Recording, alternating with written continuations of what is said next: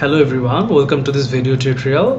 আজকে আমরা শিখব কিভাবে মাইক্রোসফট অফিস ওয়ার্ডে যদি কোনো সেন্টেন্সে কোনো ওয়ার্ড আমাদেরকে ক্যাপিটাল লেটার থেকে স্মল লেটারে অথবা স্মল লেটার থেকে ক্যাপিটাল লেটার করার প্রয়োজন পড়ে কিবোর্ড শর্টকাটের মাধ্যমে কিভাবে আমরা দ্রুত সেটি করতে পারি।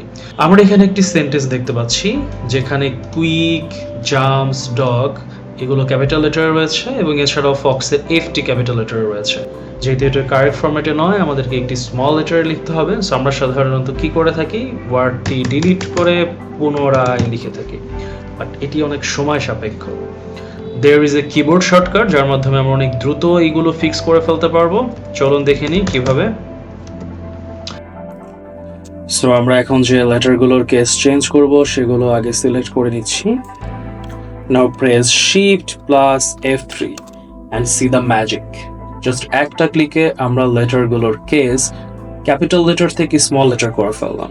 আমরা তাহলে এখন আমাদের প্রয়োজন অনুসারে লেটারগুলোকে ক্যাপিটাল থেকে স্মল লেটারে কনভার্ট করতে পারবো শিফট প্লাস F3 প্রেস করে।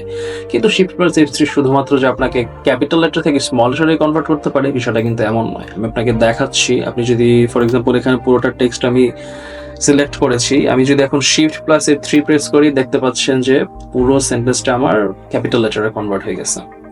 আমি যদি আবারও শিফট প্লাস F3 প্রেস করি, স্মল লেটার, আবার যদি প্রেস করি, এখন দেখতে পাচ্ছেন যে শুধুমাত্র ফার্স্ট লেটারটা ক্যাপিটাল প্রত্যেকটা ওয়ার্ডের এবং বাকিগুলো স্মল লেটারে। সো শিফট প্লাস F3 আপনারা প্রেস করে আপনাদের প্রয়োজন অনুযায়ী কেসগুলোকে চেঞ্জ করতে পারবেন। Thank you for watching this video. আপনাদের যদি ভালো লাগে থাকে কমেন্ট করে জানাবেন, এবং নতুন যদি কোনো টপিকের উপর আপনাদের ভিডিওর প্রয়োজন হয় সেটাও জানাবেন কমেন্ট করে। নেক্সট ভিডিওতে আপনাদের সাথে দেখা হবে মাইক্রোসফট অফিসের অন্য কোনো টিপস অ্যান্ড ট্রিক্স নিয়ে। টিল দেন, আল্লাহ হাফেজ, ভালো থাকবেন।